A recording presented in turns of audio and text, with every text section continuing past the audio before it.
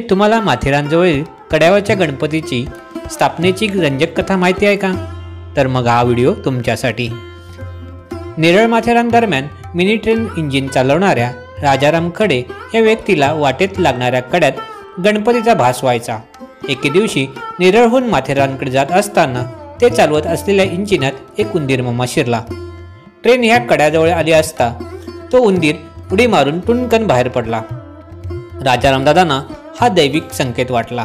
त्यांनी या खडकाकडे निरखून पाहिले असता त्यांना त्यात गणपतीचा आकार दिसला, त्यामुळे ते अस्वस्थ झाले। त्यानंतर त्यांनी नेरळ माथेरान येथील स्थानिकांना त्या कड्यामध्ये गणपती साकारण्याची कल्पना सुचवली।